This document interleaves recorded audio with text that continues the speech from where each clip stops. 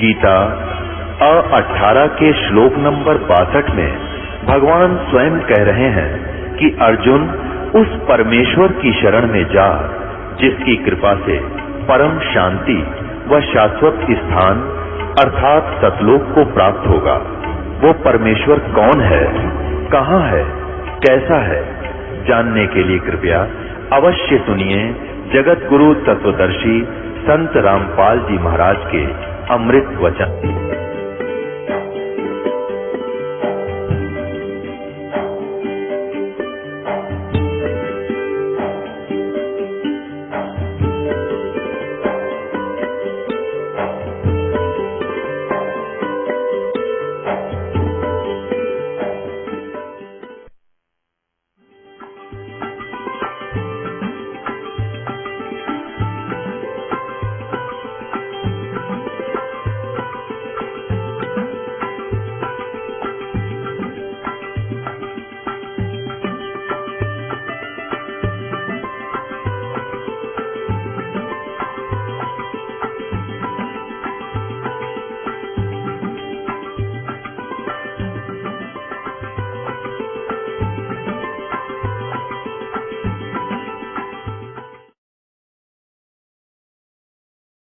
नरेश जो था वो उस काशी का जो राजा था, काशी अक्षेत्र का, तो वो भी परमेश्वर कबीर जी की शरण में आ चुका था।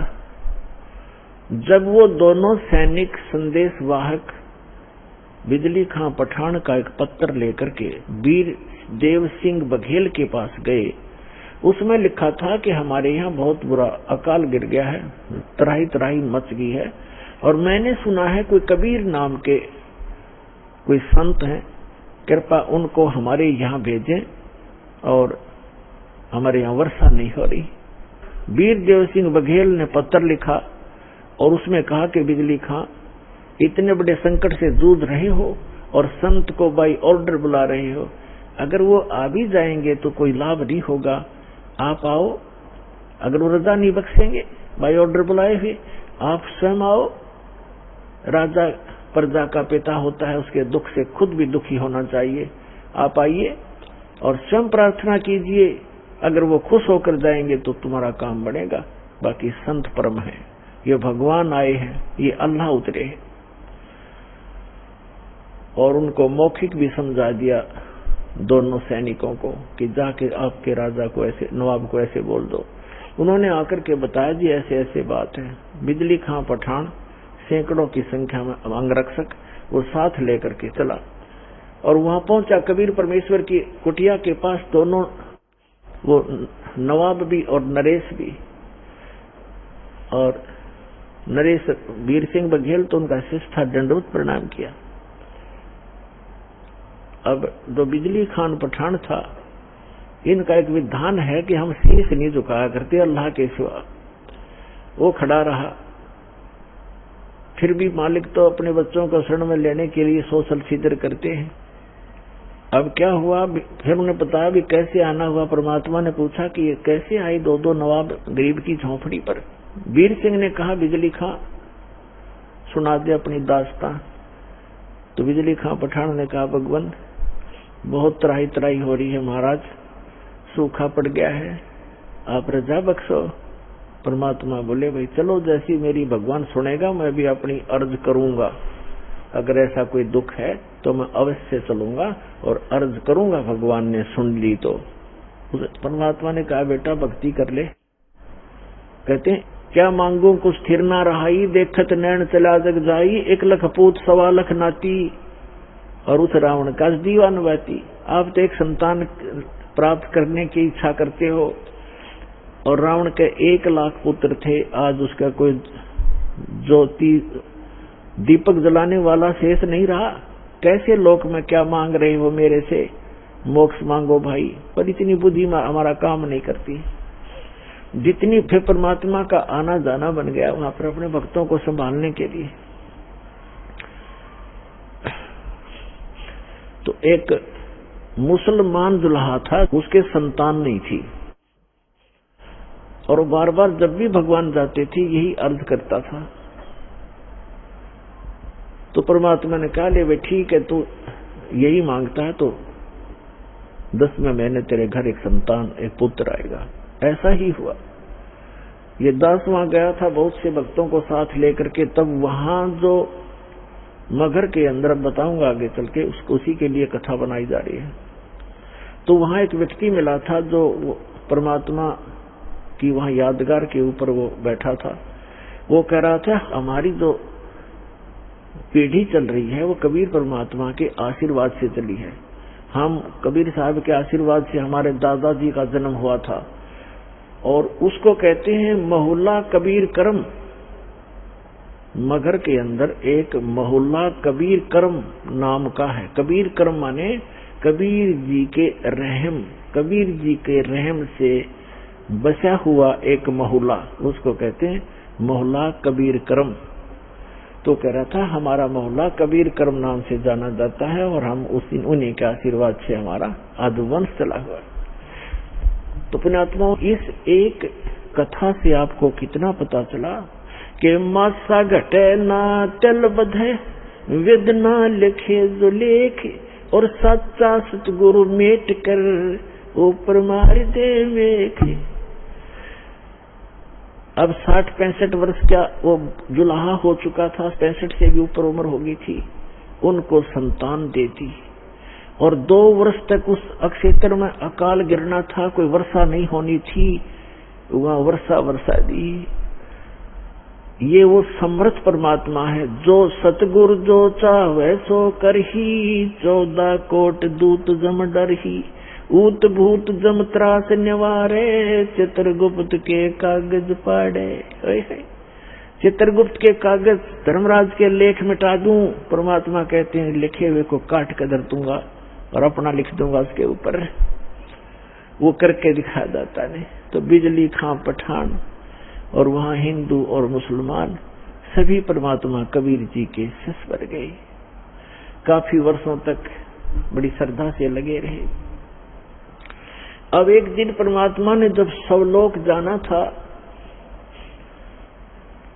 अपना काम पूरा कर लिया था, अमृतवाणी बोल कर धर्मदास जी से लिखवा दी थी, तो उन्होंने कहा भी मैं काशी के पंडितों, आप ये कहते हो कि जो काशी में मरता है वो स्वर्ग जाता है, मगर मरेगा वो गधा बनता है, नरक जाता है।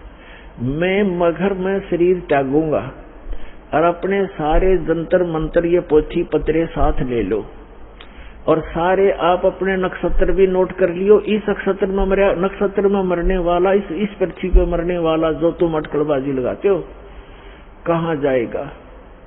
इस बात का सब जगह जोर शोर से प्रचार हो गया। सब में आग की तरह बात फैल गई कि कबीर जी मगर में मरने का दावा करते हैं, और देखेंगे भी वहां गधा बनेंगे, स्वर्ग जाएंगे या नरक जाएंगे। वीरदेव सिंह बघेल कबीर परमात्मा के शिष्य थे। उसने भी अपने सैनिक साथ ले लिए, और साथ में और भी बहुत गुणे, कोई हजारों की संख्या में दर्शक काशी और आसपास के गांवों के और मगर के आसपास के गांवों के इस बात को सुनकर इकट्ठे हो गए। और परमात्मा का 120 वर्ष की आयु, लीला में आयु थी भगवान कबीर साहब की उस समय, 120 वर्ष की आयु में। और बनारस से लेकर मगर लगभग 125 किलोमीटर, 150 किलोमीटर का अंतर है। पैदल गए थे और 3 दिन में पहुंचे। अब वहां जाकर के अब बिजली खां पठान को पता चला कि गुरुजी आ रहे हैं, उनकी खातिरदारी के अंदर खूब तैयारी करवा दी सारी। अब जहां पर परमात्मा की यादगार बनी हुई है, वहां परमात्मा कबीर जी जाकर खड़े हो गए बैठ के। जिस दिन परमात्मा ने सतलोक जाना था, गमन करना था, सुबह उठकर कहा कि बिजली खां पठान मैं स्नान करूंगा। बिजली खां पठान ने कहा जी जल बहुत ला रखा है, कुएं से भरकर ला रखा है। तो परमात्मा ने कहा मैं कुएं के जल से स्नान नहीं करूंगा, मैं तो बहती दरिया में स्नान करूंगा, मैंने शरीर छोड़ना आज। बिजली खां पठान और वहां के सभी जो सेवक थे, हिंदू और मुसलमान, सब ने करबद्ध होकर कहा भगवान यहाँ पर एक आमी नदी बहा करती थी। अब उसका आमी नदी तो है पर जल नहीं है उसके अंदर, और ये भगवान शिव के श्राप से शापित है, सूख गई है। परमात्मा बोले भाई चलो दिखाओ मुझे कहाँ है वो नदी। जहां परमात्मा ने वो लीला की थी, सतलोक गमन की, सतलोक जाने की, उससे 400-500 फुट की दूरी पर वो दरिया थी कि आओ महाराज दिखाते हैं। तो परमात्मा वहां पहुंच गए। उस दरिया के किनारे खड़ा होकर के परमात्मा ने कहा, परमात्मा ने ऐसे इशारा कर दिया जैसे चौराहे पर खड़ा हुआ ट्रैफिक का सिपाही कर देता है और सभी गाड़ियां खकौट से भाग लेती हैं। ऐसे परमात्मा ने जिधर से नदी का अपस्ट्रीम था उधर से ऐसे कर दिया खड़ा होकर। क्या देखा कि बहुत सी दूरी पर ऐसी आवाज आई जैसे बम फटता है, और कम से कम 4-5 किलोमीटर की दूरी पर उस दरिया के अंदर से ऐसा फुहारा उठा और वो दरिया भरकर चल पड़ी, फुल किनारे पर तबर गई। बोलो सतगुरुदेव की जय हो।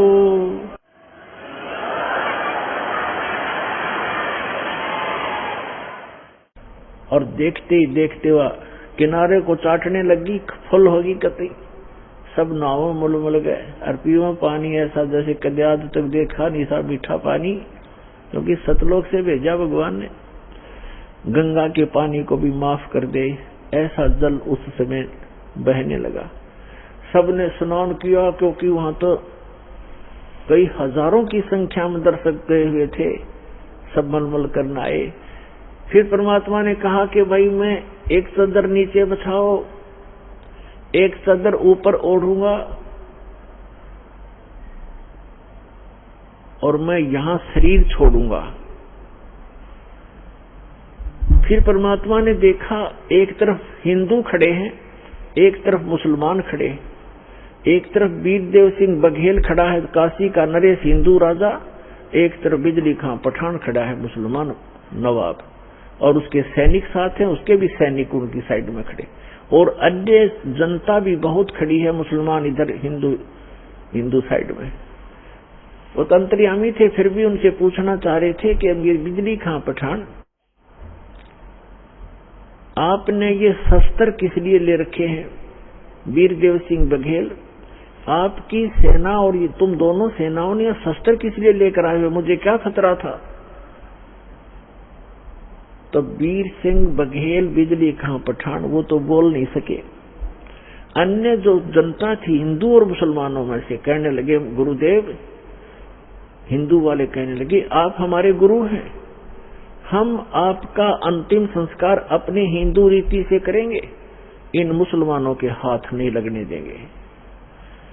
मुसलमान कहने लगे आप हमारे पीर हो और हम आपका अंतिम संस्कार अपने अनुसार से करेंगे, अपनी रीति से करेंगे, इन काफिर हिंदुओं के हाथ नहीं लगने देंगे।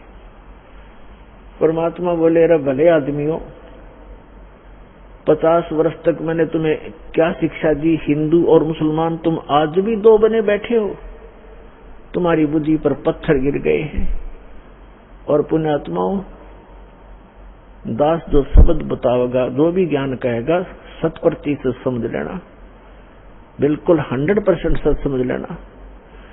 उस समय एक विशेष रूमर थी कि एक ऐसा भयंकर समय आने वाला है कि आपस में ग्रह युद्ध होगा, जनता एक दूसरे को काटेगी, कारण का पता नहीं। ऐसा वो भविष्य वक्ता बताया करते थे। ऐसी अनहोनी होगी, ऐसा जुल्म होगा और कत्लेआम होने की ऐसे लक्षण उनके पत्रों में, उनकी जो भविष्य की किताबों में वर्णन था। और काल तो ये चाहता ही है कि नाश हो जाए, इनका बुरा हाल हो, और मरते समय ऐसे संत के ऐसे हो जाए तो लोग इन्हों कहेंगे ऐसा कलम हुआ था, कोड नाश करा गया, क्या एक संत था वो। तब परमात्मा ने कहा, भाई बात सुन लो बच्चों, तुमने मेरी सीख पर, मेरी शिक्षा पर अमल नहीं किया। अब तो अपने लालच वश मेरे शिष्य बने रहे, पर मेरी बात सुन लो, मेरा काला मुंह मत करो। मेरी एक अंतिम पुकार सुन लो तुम। मेरा शरीर वैसे तो चदरों के बीच में शरीर नहीं मिलेगा, कोई अन्य वस्तु मिलेगी, उसको आधी आधी बांट लेना। एक चदर हिंदू ले लेना, एक मुसलमान ले लेना, और शरीर मेरा मिले तो आधा आधा काट लेना। ये मेरा आदेश समझ लेना।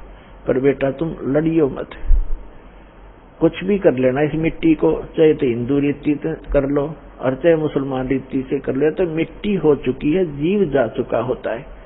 तुम कुछ आंखें खोलो तो तब तो वो शांत हो गए। कोई बात ना, एक बार शरीर छोड़ने दो, फिर देखेंगे। और इरादा वो यही था कि छिन्नम चपटा करेंगे, लट्ठम लट्ठा करेंगे, छीनेंगे, पूरा सब लेंगे, आधा आधा थोड़ा काटा जाता गुरु जी को, वो तो अंतर्यामी थे, जान गए। तो नीचे एक चादर बिछाई, भक्तों ने श्रद्धा से नीचे 2-2 इंच फूल बिछा दिए, सुगंधित फूल 2-2 इंच, गुरु जी लेटेंगे, और ऊपर से दाता ने चादर ओढ़ ली। 2 मिनट के बाद परमात्मा ने आकाशवाणी ऊपर से कहा कि ए पंडितों, ए भविष्य वक्ताओं, अब अपना जंतर मंत्र लगाओ, मैं कहाँ जा रहा हूँ। और कहा परमात्मा ने कि उठा दो पर्दा, इसमें नहीं मिलेगा मुर्दा, क्योंकि हम अविनाशी हैं। जब ऊपर उन्होंने देखा कि भगवान तो वो जा रहे हैं, वो जा रहे हैं, और चद्दर उठाई तो सब के आकार के सुगंधित फूल मिले, परमात्मा का शरीर नहीं मिला, वो तो सह शरीर सतलोक चले। बोलो सतगुरुदेव की जय हो।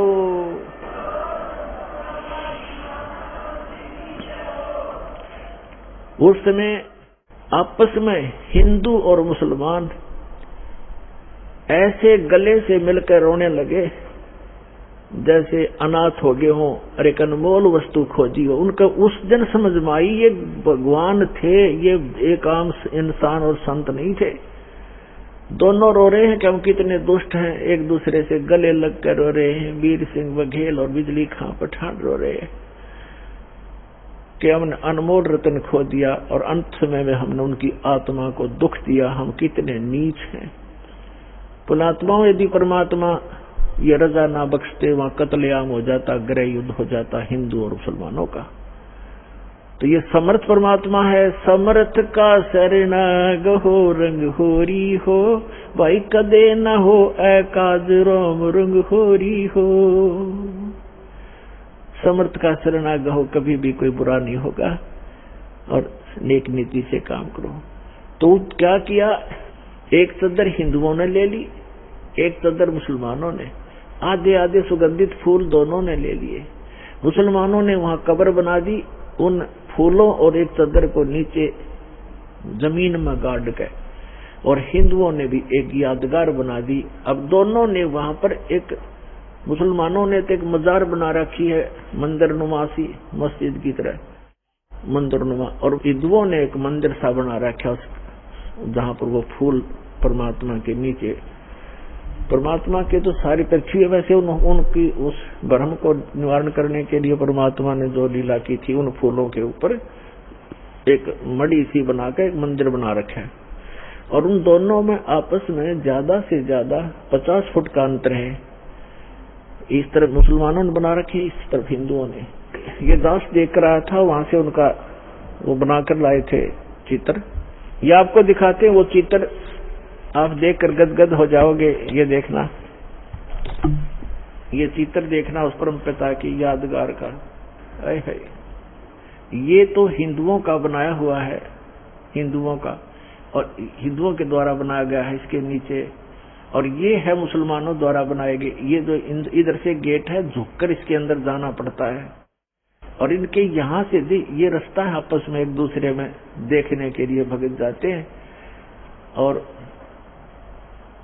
ये 2 यादगार बनी हुई हैं, ये आज भी प्रमाण है। और वहां ये दास वहां गया था, तो वहां के हिंदू और मुसलमानों ने बताया कि हम आज तक कभी भी उसके बाद धर्म के नाम पर लड़े नहीं है। चाहे कहीं पर भी हिंदू मुसलमानों का चाहे कितना झगड़ा हो गया, हम आपस में कभी हमारा रसूख नहीं बिगड़ा। उसके बाद हम इतने नम्र हो गए, हम इतना गलानी बन गई हमारे दिल में, हम आज तक आपस में हिंदू और मुसलमान लड़े नहीं धर्म के नाम पर। एक वैसे तो कवा सुनी घर में भाई भाई की हो जाती है, वो अलग होती है, पर इस विषय में हम नहीं लड़े। तो इसके विषय में धर्मदास जी ने कहा था, आज मोहे दर्शन दियो जी कबीर, आज मोहे दर्शन दियो जी कबीर, आज मोहे दर्शन दियो जी कबीर।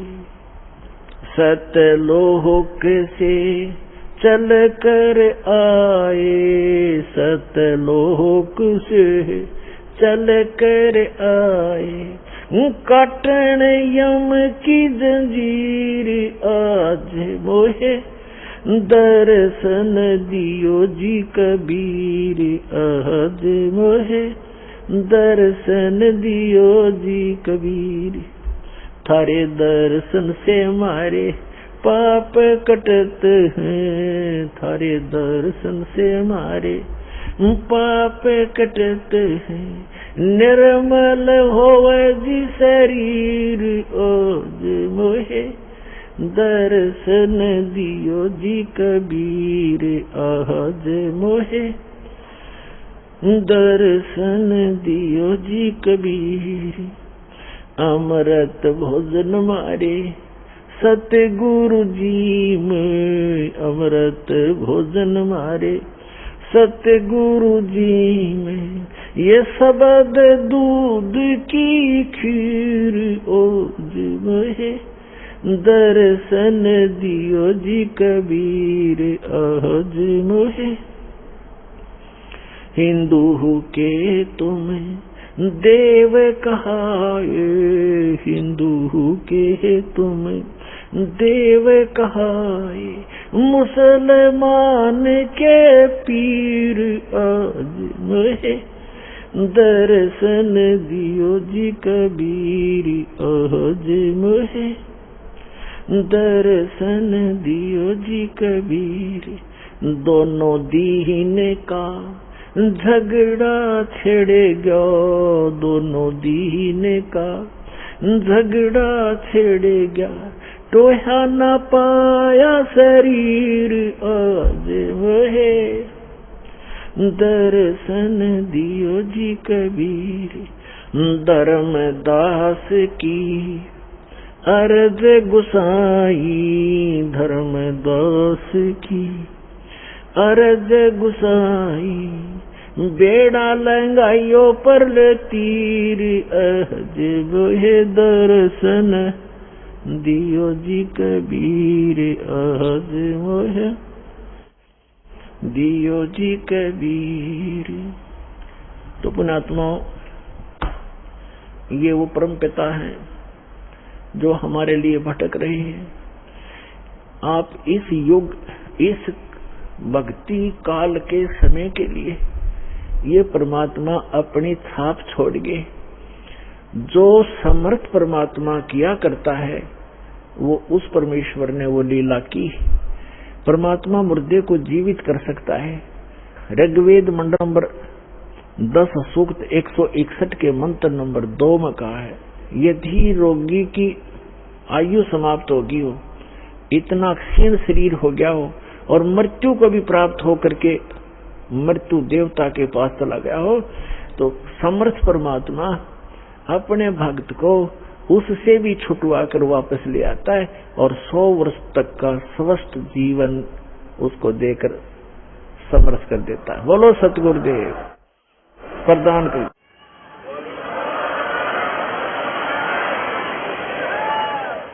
100 वर्ष की आयु उसको प्रदान कर देता है और वो पूर्ण परमात्मा है। तो पुण्यात्माओं, ये समर्थ परमात्मा कबीर जी हैं। और दास फिर कहता है कि धन है आपके माता पिता जिनसे जन्म हुआ, आपकी कीमत का आपको पता नहीं। आपकी किस्मत का आपको पता नहीं, दास को पता है, क्योंकि लाल की कीमत, लाल की परख जौहरी किया करता है। जो जितना भी देरी से यहाँ आएगा, जो इंसान, जो प्राणी, उसको केवल पश्चाताप ही हाथ लगेगा। इससे दास की प्रार्थना है, जितना हो सके अपने भाई बहनों को, रिश्तेदारों को, जहां तक भी आपकी पहुंच है, सबको प्यार से समझाओ, सतलोक आश्रम बरवाला में लाओ, सबका कल्याण हो जाएगा। परमात्मा के गुण गाओ। बोलो सतगुरुदेव की जय हो।